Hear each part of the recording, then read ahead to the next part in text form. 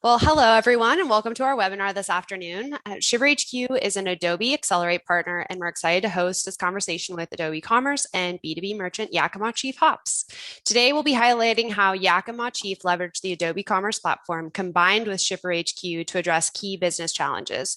We'll be recording our discussion, and it'll be available on demand following the live presentation, and any questions raised in the Q&A feature will be addressed in our follow-up email.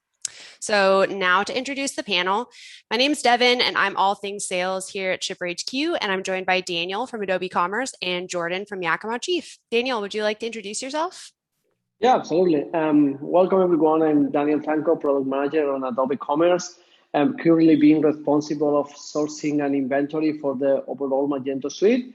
I'm happy to be here as part of that Adobe Exchange program to help on that webinar.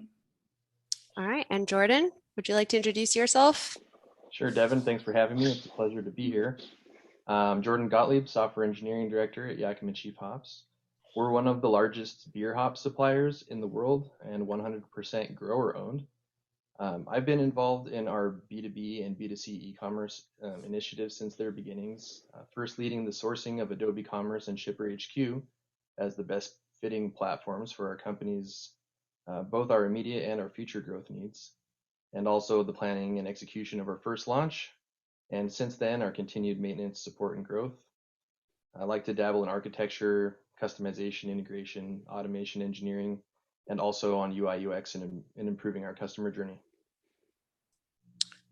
We're going to get into a lot more of that. I'll just briefly kind of talk about, why we're all here with ShipperHQ. So obviously the last year e-commerce, it's, everyone has had to adapt like never before. So ShipperHQ, we're a shipping software. We help curate the carrier rates and methods that are shown in the carts of the customer based on everyone's unique business logic.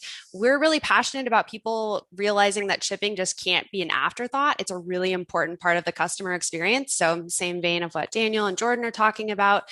So that's kind of why we're all here is, obviously Adobe Commerce being kind of the backbone of what Yakima Chief built, and then ShipperHQ, we're kind of handling that shipping piece. So now to the fun part. Jordan, can you talk a little bit about what hops are? The hops on your shirt that you wore for this? Perfect. Yeah, there's a lot to say, so I'll try to keep it as short as possible. Hops are an essential ingredient in the brewing process. The four main ingredients in most modern beers are water, malt, yeast, and hops, and the hops impart much of the flavor, aroma, and bitterness to the beer, enhance its head of foam, little lesser known fact, and act as a natural preservative to keep it fresher for longer. We offer a fairly diverse portfolio of hop products and varieties for brewers, both public and proprietary, and plenty of shared research and collaboration opportunities to help them achieve success. It's both a science and a creative art, and hops are definitely a key ingredient. Brewing is. Regarding your question about logistics, once harvested, hops have a very short shelf life. We refer to this as HSI, or hop storage index, which varies by variety. If hops are mishandled or improperly stored, their alpha and beta acids and other compounds that give each hop variety its own unique character can degrade, and that negatively impacts the quality of the resulting beer. So our logistical challenges begin before the customers place their orders. With the exception of fresh hops, hops have to be kiln dried at the farm almost immediately after picking, cooled, baled, delivered to some of our receiving facilities for the long-term refrigerated storage and to await downstream processing. Once properly processed and stored, most downstream hop products have much longer shelf lives, but they still require refrigeration to maintain maximum quality and true to typeness. And shipments to our customers have to be reliable, consistent, and fast. So during harvest, we've actually overnighted fresh hops all over the world, and those shipments have to arrive at those breweries within 36 hours of leaving the farm, or they're no longer viable for brewing. Yeah, I think this is a really nice lead into the next slide, kind of talking about, who Yakima Chief Hops is, but can you kind of talk about who your customers are? Obviously we're talking about shipping to brewers in a really tight fashion, but why that's important to them. Sure. Our customers are brewers of all shapes and sizes. We don't discriminate. We offer solutions both for B2B and B2C out of the same vertical. Macro breweries, craft, micro, homebrew operations, Really anybody who wants to brew beer with the highest quality and most innovative hop products available is our customer. In addition to quality, service, innovation, and being grower owned, our customers have aligned really well with our advocacy and action around sustainability, social causes, the environment, giving to the communities around us, etc. But really, our customers are anybody who enjoys brewing beer. Yeah. And well, again, kind of like as to why we're all here, what led you to Adobe Commerce specifically and kind of ShipperHQ to solve some of these problems that we're going to get into, especially, with the refrigeration and complicated shipping logistics? Yes, the answer is many months of research. We did months of research into all the leading off-the-shelf e-commerce platforms that were available on the market at the time, which was about 4 years ago. We needed something that checked all of our boxes. So I'll give you some examples. Okay, Yes, please.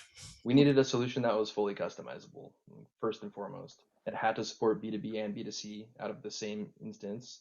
It needed to support third-party logistics, things like multi-origin shipping, split deliveries, have an Amazon-style checkout, which customers are very used to now, and also support both parcel and LTL shipments. It had to be easily integrated, automated, scalable, all the quick ROI, performance, stable, secure checkboxes.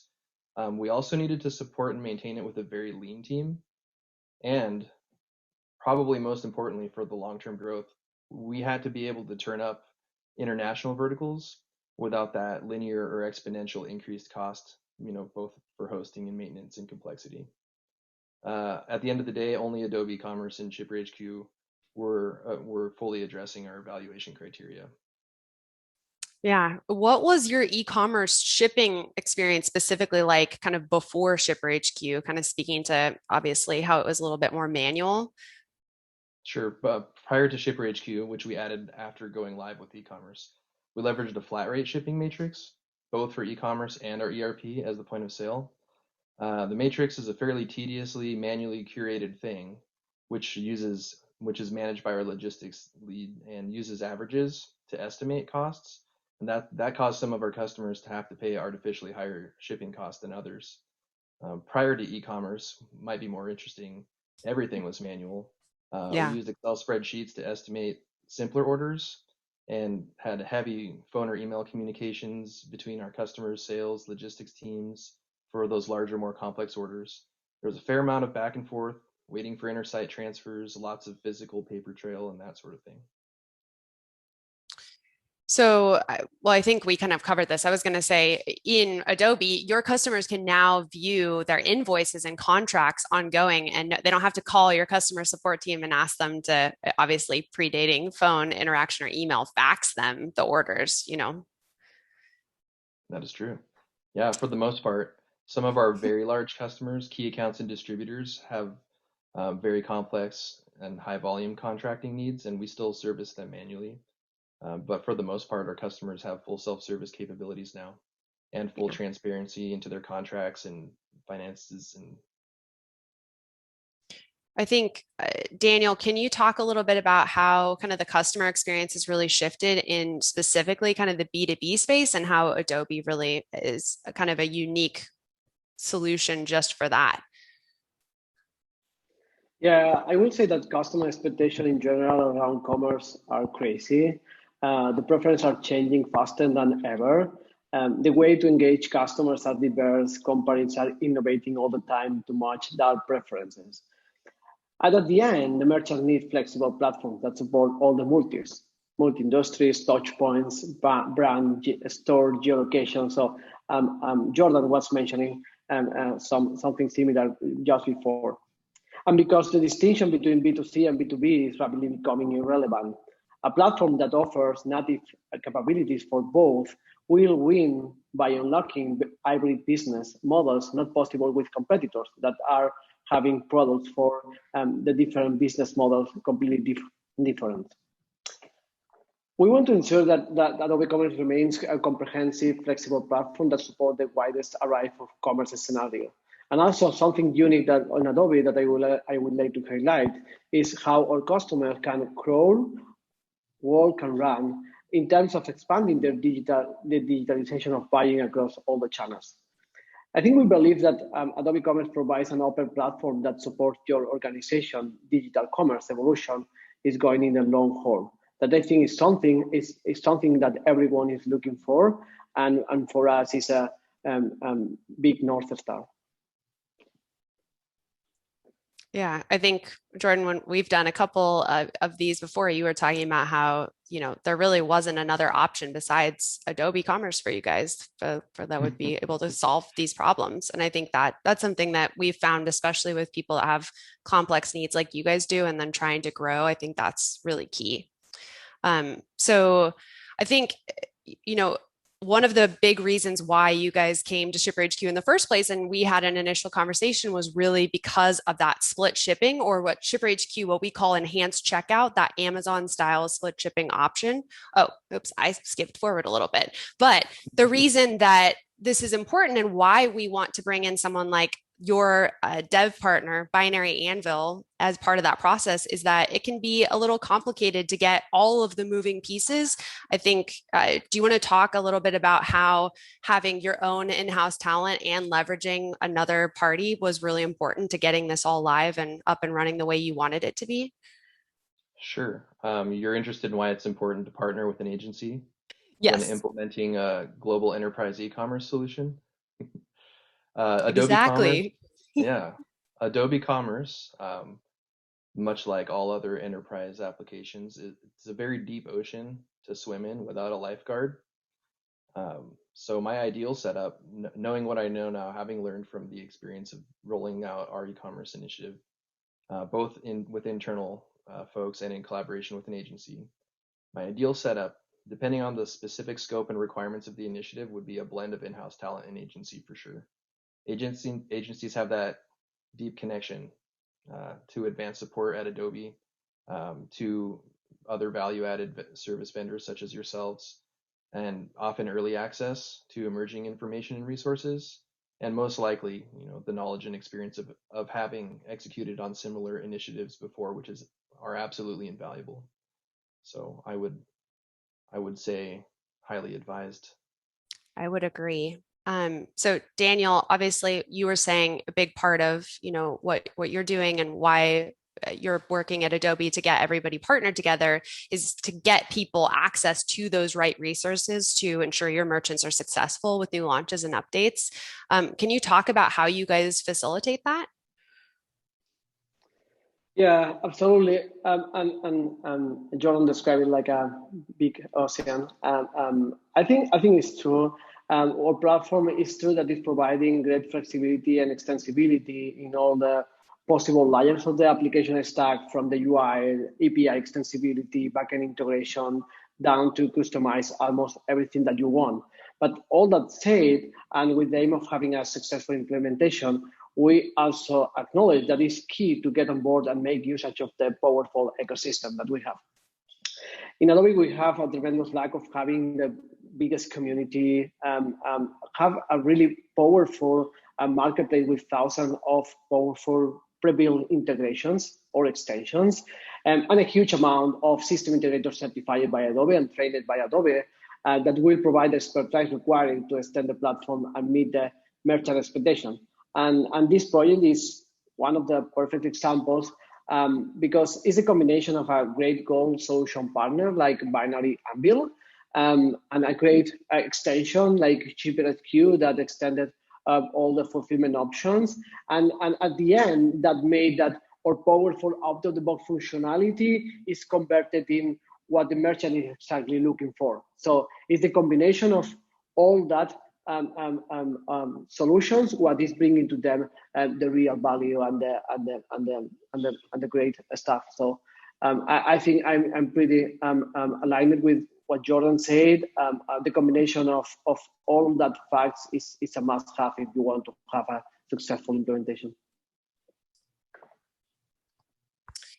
So I think, and I started mentioning why Binary Anvil and ShipperHQ came into the picture early on was because Jordan and the Yakima chief team was looking for this split shipping. You guys had inventory kind of spread out, and we can talk about, or I'll ask you about this in just a moment, how you would in the past have to co-locate inventory to ship everything out in one cost to kind of align with what was going on with those manual table rates. But as you can see here, we've got some screenshots from the Yakima Chief Hops checkout process where it's actually shipping from two different locations. So ShipperHQ's enhanced checkout actually allows all of the complex logistics that we do behind the scenes. We work with a lot of customers that ship from multiple warehouses or maybe have different products that can't ship together. So instead of making or forcing your customer to just choose one option, we're now making it possible for us to display, hey, we're showing transparency. This is coming from a completely different shipment. So is the second one, and we're giving you the power to actually, or your customers the power to say, hey, I need, this top thing needs to come overnight. The next one I'm going to come pick up in the warehouse because it's close to me and that's an option. So I guess, Jordan, if you'd like to talk about why this split shipping was really important for you guys in the first place. Absolutely. Well, our inventory is increasingly becoming spread across the country and the world as we grow, as we enhance our third-party logistics initiatives, as we turn up new offices and new warehouses and new locations that we operate ourselves. So at the end of the day, split deliveries and multi-origin shipping are never going away, but we can, using ShipperHQ, show the customer exactly where their inventory is coming from and give them options about which carriers and methods and which rates they're willing to accept to get the hops there in time for brewing. The faster we can get hops into our brewers' hands once they've placed the orders, the better. And of course, the hops themselves retain higher quality and true to typeness, like we've talked about before, when they spend less time degrading outside of refrigeration. Our customers can kick off their next batch of beer that much faster, and it's not always possible to schedule the next batch that far in advance or to perfectly manage on-prem inventory at a brewery. So positioning our inventory nearer to all of our customers is definitely a value-added improvement to our service offering, likely a competitive advantage over many other beer hop operations, and definitely only possible via integration with ShipperHQ and some of your more advanced features from your enterprise plan. Yeah, I think in terms of some of the specific features, obviously, we were just talking about stuff shipping from multiple warehouses. What you guys were talking about, you're adding 3PL locations all throughout the US, and that's stuff that ShipperHQ can actually represent. So we are continuing as they're growing to accurately rate from multiple locations that are now more strategically placed closer to the customer.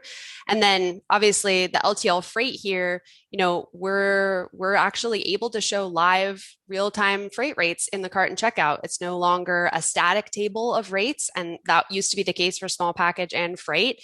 This time, it's easier for Yakima Chief. It's automatically updated anytime there's a change in rates. We're actually pulling directly from that API. No need to update and change. And then the split shipping was, what we just discussed. So I think it was there. I'm trying to think of what else. Did you have anything else that you'd like to add about kind of what these specific features were doing for you guys and why these were drivers in you choosing us? I think like most integrated shipping and logistics solutions that have a lot of pre-integrated carriers and other things are going to have similar feature sets. One of the things that attracted me to ShipperHQ when we started doing our vendor solution and evaluation research was one of the first conversations we had. But definitely the lead time and Yep. how turnkey this thing really is. We actually had to break it a little bit to customize it to work with our order management system, which is a proprietary solution that considers closest location to the delivery address and things. And we had to use your API to achieve those successes. And your support has been phenomenal too. So when we've encountered a snag, you actually just deployed a hotfix for us a few days ago to fix something for one of our new verticals we're turning up overseas just for us and very quickly. So I think it was ShipperHQ itself more than the feature set. That's awesome. Oh, I think, and speaking of, which nicely leads into the next slide, was the GraphQL API that you guys leveraged.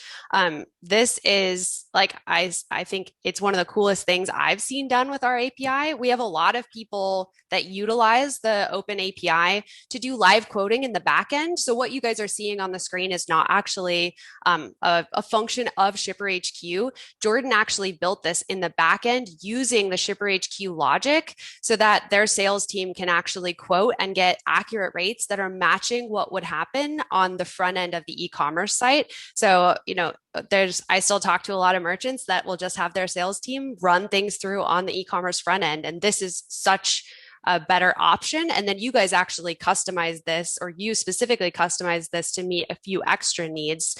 Would you like to talk about how this has really helped your sales team actually grow, it sounds like? Sure. I mean, I don't know if this specific feature helped our sales team grow, but the whole Yeah. story certainly did. And I can't take credit for this. I just tinkered with the GraphQL API for a couple of hours and then handed that off to one of our devs, Matt Patera, who actually forklifted this thing into prod within a matter of days. But you said it. The goal here was once we stop using the flat rate shipping matrix to quote shipments, and started using live rates on e-commerce, we were still stuck with the flat rates in our ERP.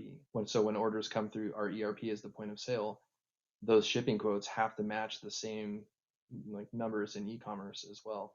So this was developed to give our sales team access to the same shipping quotes as are in e-commerce with self-service, right? Not having to fill up a shopping cart full of all the products that are being ordered and then cancel it after seeing the shipping costs. And because that's what was, I mean, that's not what you guys were doing before. You were just having the sales team run off of the tables, correct? Yep. For a timeline of that. Correct. And then obviously, with the onset of using enhanced checkout, launching some of the Shipper HQ features, your sales team is freed up to actually get on the phone and talk to people that, don't want to self-service anymore instead of having to talk to everybody. I think that's, a real big benefit of getting the systems in place with what you have set up in Adobe and with the split shipments where people feel comfortable. Maybe they want to call in sometimes and maybe they want to go through the cart other times, but they're going to get the same like shipping rates either way. That's absolutely true now. Yeah. All these solutions combined have definitely created new time and space for our sales and marketing teams to explore other value added initiatives for sure. They've definitely been focusing on deepening our customer relationships, reaching new customers, which we can do much more effectively with an online presence like this. Um, so yeah, our sales and marketing teams have actually grown significantly since the launch of e-commerce, which I'm sure has been a contributing factor. From my vantage, there's been a noticeable acceleration throughout the entire org to our culture of continuous improvement and innovation. Yeah, it's really exciting. We're happy we were able to be a part of it. I guess we were kind of touching on the increased efficiency and time piece. Would you like to briefly talk about, unlocking new markets? I know you guys are looking to expand like broadly more into Europe. That's a discussion we've been having, but I mean, that's part of making all these changes has given you guys the space to continue that growth too.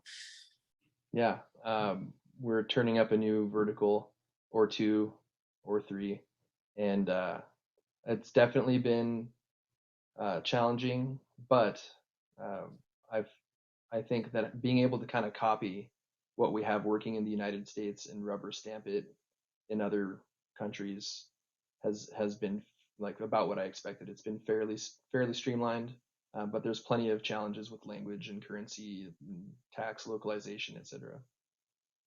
Thankfully, Adobe Commerce makes that a little easier than some of the alternatives with that piece, Absolutely. though, I think. Absolutely. I'll submit a feature request right now for you to pre-integrate with more European LTL carriers.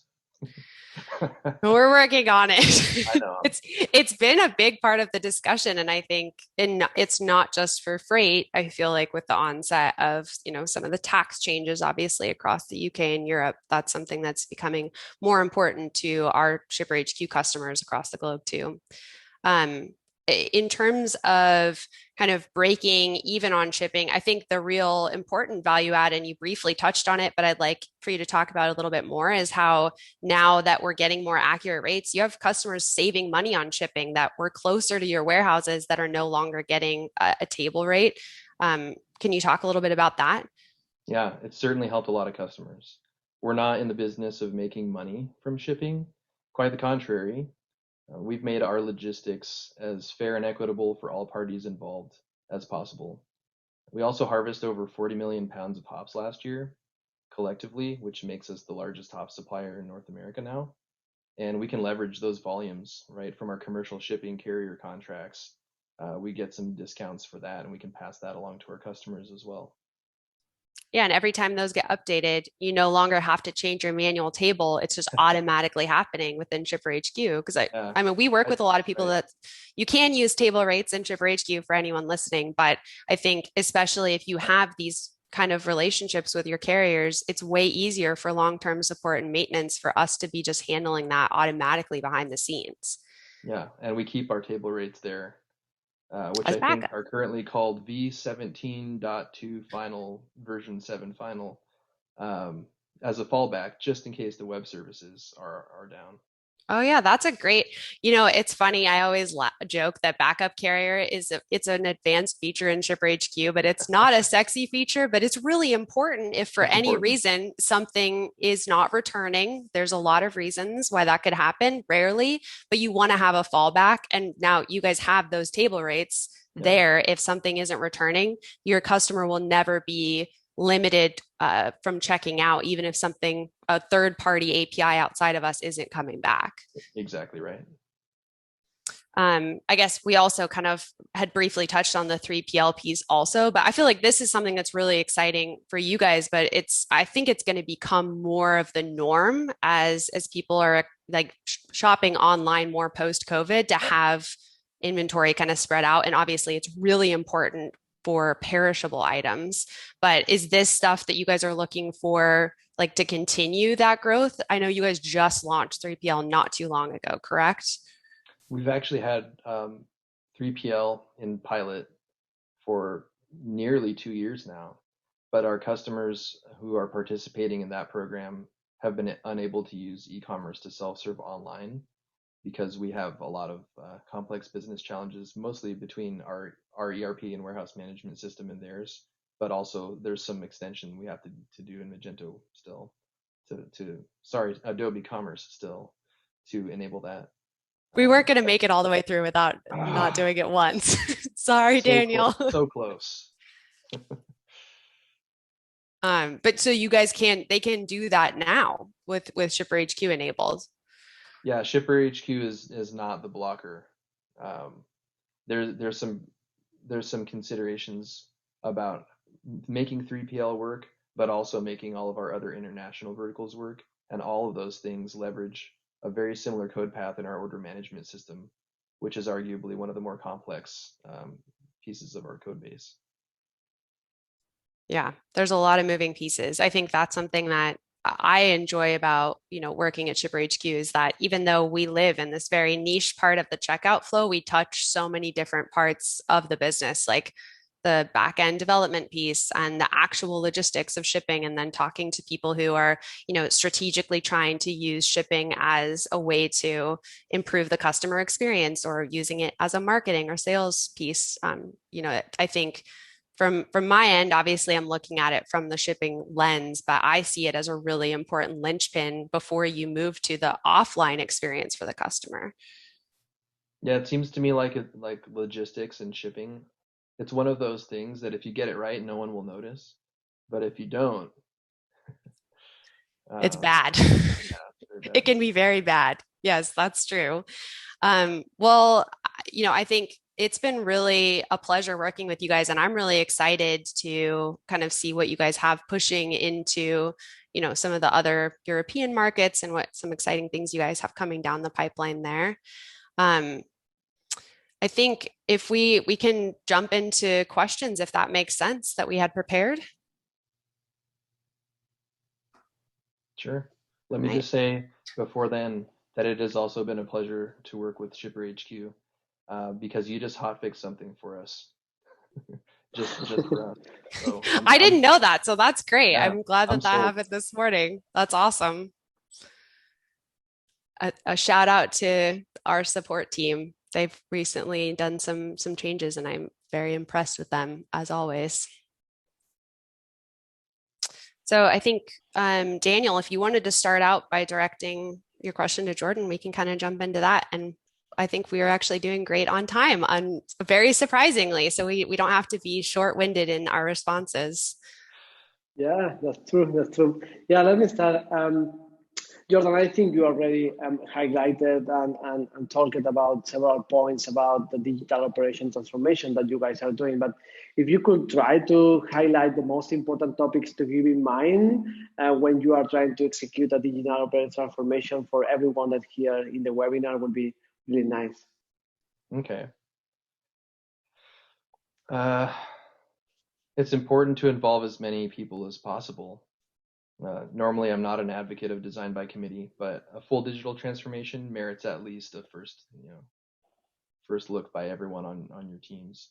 So whatever you choose to build, I would make sure that it's well documented, well tested, preferably automated, and as easy to maintain and support as humanly possible long term. I would not cut corners to achieve artificial deadlines. You'll just amass technical debt, which will slow you down long term.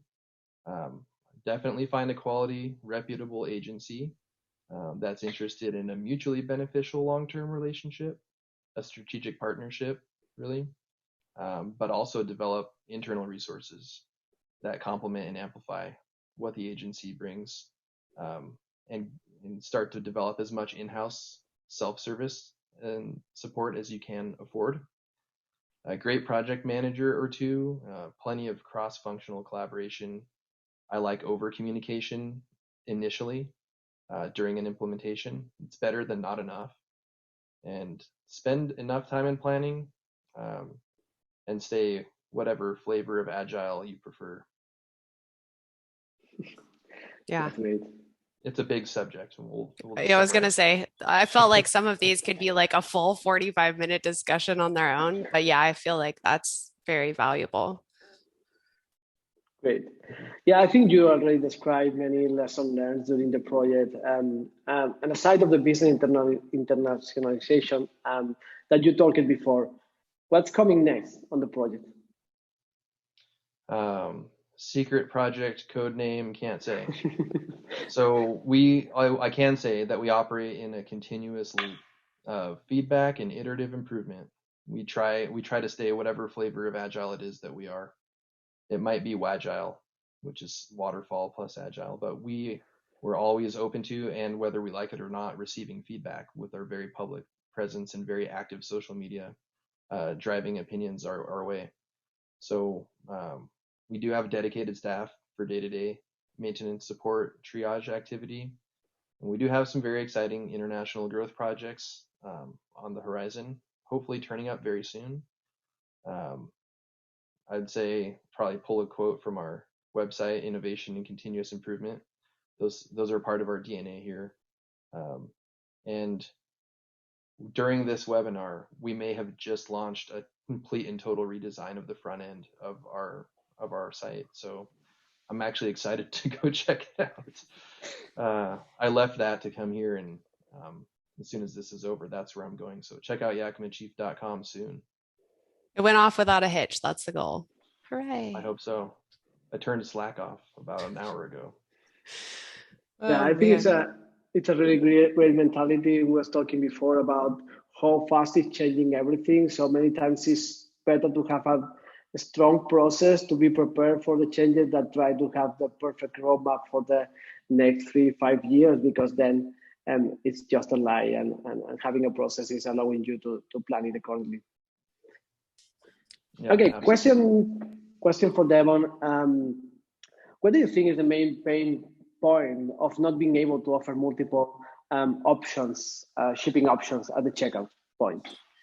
Oh man, I think this is another long form question too, in terms of like what you're missing out on when you're not offering multiple options at checkout. I'll give two different examples. So I think for B2C, it's a little more straightforward. I feel like if you have like a direct to consumer customer, you if you offer any specialized options, pre-order items or things that maybe need to get monogrammed or customized, and someone wants to buy something else, if you're pushing them to only pick one option, you could potentially miss out on like like 2xing your shipment because people are forced to say, well, this isn't coming from 3 weeks and I don't want to wait for this other thing for 3 weeks. So I'm just not going to buy that and just buy this because that's why I came here. If you were splitting those out with our like split shipment option, then you could have your customer say, hey, I want this overnighted and this can come in 3 weeks. And then you're not missing out there. I think another option would be if there's something that I think I use the example of camping. You know, I want to pick up this kayak in the store because it's close to me, and but this tent isn't coming from the store. They have it from a drop shipper. So I want to overnight that because I need all these things for a weekend trip and I didn't plan appropriately. Those are the sorts of things you're really missing out on if you're forcing your customer into one option. Obviously, the examples we've talked about for B2B are have been what this webinar has mostly been about, like why it's important to show the transparency. Another really interesting use case I've seen is we have a customer that utilizes us that does this, that they actually they sell things through different seasons. It's a clothing company. So their customers with enhanced checkout installed can actually, on Adobe, they can do it, but where their customers could actually order all of the different shipments for the entire year. So they could say, hey, we want spring, fall, summer, holiday, resort, and they know when those things are going to come and how they want to prioritize them getting shipped. Do they want to overnight them because they know they need them for an event, or can they wait, or can they pick them up? I think showing your customer what's available and what's possible and really bringing them into what you guys are doing as a business and kind of, being less Oz behind the curtain with your shipping options. I think also, and Jordan, you mentioned this, like your customers also have preferences of how they want things to get delivered, excuse me, where someone might be like, hey, I don't want this carrier. I prefer this carrier because we have a better relationship. Those are the other sorts of things, especially with B2B, where you're providing more options to your customer. And those are the things that people are really starting to expect. So I feel like you're missing out on really keying in the customer and letting them make decisions instead of you making decisions for them. Great, thank you. I think you guys talked a lot about free quotes and all the benefits that could provide you in a proper B2B implementation. But Devon, if you would like to say something to merchants that are not still convinced, what you will say to them?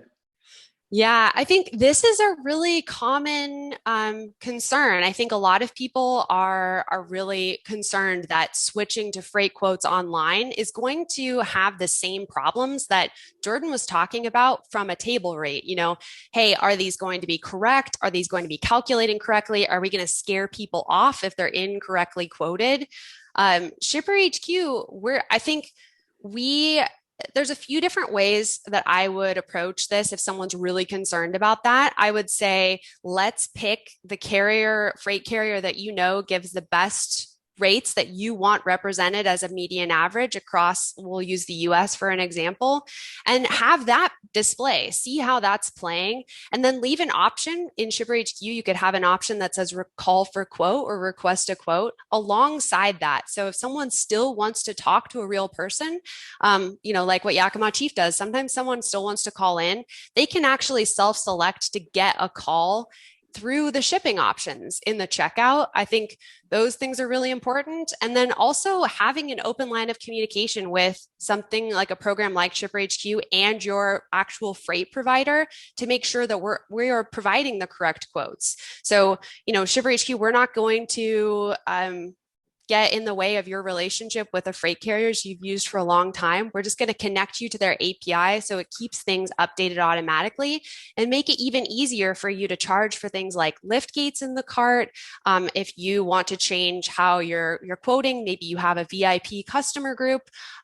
Adobe makes it possible where different people with different logins could see different prices.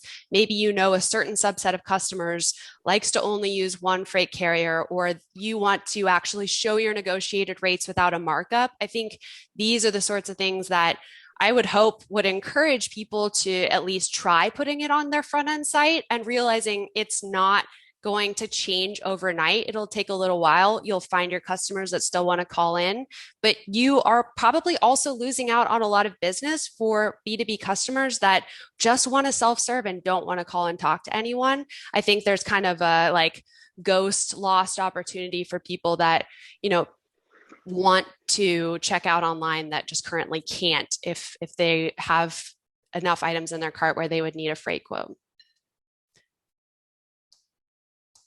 So I think I had actually a question. I'm jumping back to Jordan that's off script a little bit. You were talking about getting open feedback on your social channels. When you started launching the split shipping, what was people's response about that? Or did you get any response?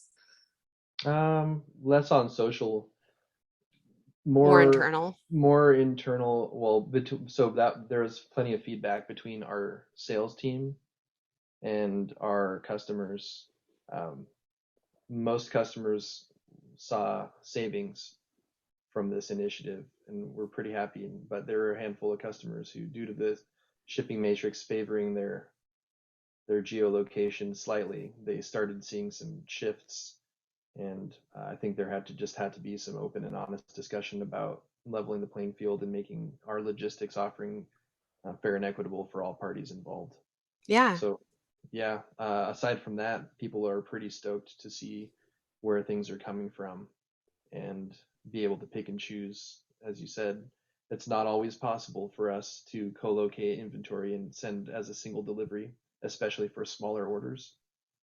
So in the case that a split delivery is required, it gives them the opportunity to expedite something from a fulfillment center that's further away and just use the cheapest ground option for the one that's across the street, and they can still arrive at approximately the same time. And you guys, you're not doing pre-orders online like that too, or are you as well? I realized we hadn't talked about this in this Not discussion either. pre-scheduled orders, not Okay. pre-scheduled orders, Devin. We do contracting, sometimes many years into the future. Um, and but we just hold that inventory for our customers and enable them to request pieces of it over time. Yeah. I They're think they're they don't have a large enough refrigerated storage nearby or on premises, so we keep it here, and then when they're ready, we deliver it. Yeah, that's awesome. I think that's, another reason like what you're missing out with split shipping is sometimes people in the B2B side, the pre-order business is really important, especially with this last year. Obviously with hops, it's a little different, but other customers I work with have supply chain issues, and being able to pre-order, I think will also be a really big game changer for, essentially making sure you're ahead of the game, ordering something that you need in 6 months to a year. I feel like we're going to see a lot more of that online in the B2B space as well. You're talking about pre-scheduling orders, right? Yes, pre-scheduling Yeah, orders. like one delivery in Exactly. spring, one in winter, one in summer. Yep. Yeah, Yep. it would be very challenging for our customers to have that well defined of brewing schedules. Yeah. So um, Well, we're and not. your product is perishable, which is a totally different thing. I'm thinking like kind of looping back to what I was talking about earlier of what people are missing out on. If they have a more physical product, I think it's something that would be will be more we'll see more often. But yeah, I think with your guys' product, like the speed in which it needs to get delivered is like one of the key important pieces for you guys. And your brewers really care about that a lot. It's really important to them. Yeah, absolutely. All right, Daniel, I have some questions for you now. So, what is something that you think gives Adobe Commerce merchants an edge walking into 2021? I feel like we've touched on a lot of them, but I'd love if you want to elaborate some or interject some new ones that we haven't talked about yet. Wow, that's long. I will try to summarize in 3 or 4 initiatives that I think would be key for that second half or beginning of the next year. So I think second half of that year will be clearly the half of the intelligent commerce. We are leveraging artificial intelligence and machine learning directly in our shopping experience in order to power really incredible experiences that drive business results and make the merchant life easier. For example, some days ago, I think it was less than a week, we finally added in general availability live search powered by Adobe Sensei, what it will be a key capability for most of the merchants. And we are getting awesome feedback about product recommendation of the merchants that are already adopting that solution. So I think all that technology, Adobe Sensei will give us an extra mile in terms of intelligent commerce and improve experience for our merchants. Another thing that I would like to highlight is that although we are a flexible and extensible platform, we are also doing a lot of investment on initiatives like headless, GraphQL, optimized storefront, composable commerce, and other things that will make the platform much more extensible and integrated. So we acknowledge that this is pretty important, and we need to continue pushing hard to be in the latest technology possible, and also continue to bringing our partners the possibility to do it, the extensibility in the better way. So we will invest a lot on all that areas, what will be really important for all the partners. And last but not least, and with over 80% of our merchants in our choosing our cloud solution, we will be leveraging Adobe technology. So starting new year, we will begin to deploy customers on our next generation cloud, we call it in that way, built on top of Adobe proven infrastructure. What we think we will provide to not only the merchants next level in terms of performance, security, reliability, also many improvements in terms of TCO. That is one of the biggest feedback that we are getting from the community. I think this builds on this, but for B2B commerce merchants specifically on Adobe Commerce, what do you know that's kind of, I guess, either just launched or coming down the pipeline that's going to be exciting? I was expecting that question, so I didn't talk too much about B2B in the previous one.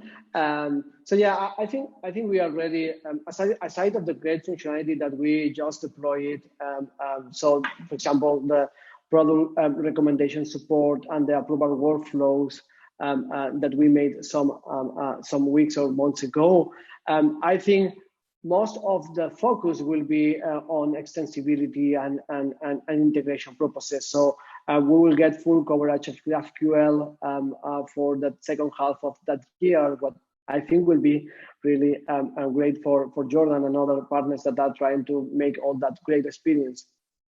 And the other really great thing that I would like to highlight, and I hope no one is doing a communication about it or is trying to take that as one of the main topics for a large conference, is that we don't have dates yet, but in the same way that we are having a PWA experience called Benia for B2C already available in the market, the next year we will start to work on what we call Oasis, that will be a full PWA experience for B2B merchants. What I think will be a huge step ahead for our technology partners and solution partners are able to do an extra mile and improve a lot the shopping experience for the B2B market. Yeah, thank you so much for sharing all that. I think there's a lot of exciting things coming down the pipeline just in the next year in general. Well, I think I just want to say personally, like, thank you so much to Jordan and Daniel for joining me in this presentation. Jordan, it's always a pleasure. And Daniel, I hope our paths will cross again soon. Did we have any? Oh, let's see. It looks like apparently chat's disabled, but Sharon is saying bye. Hi, Sharon. So I think yeah, I just wanted to say thanks, you guys. It's been fun doing this, and I hope that people enjoyed our conversation today. Thanks, Devin. Always a pleasure. Thank you, guys. A pleasure. Bye bye. Bye.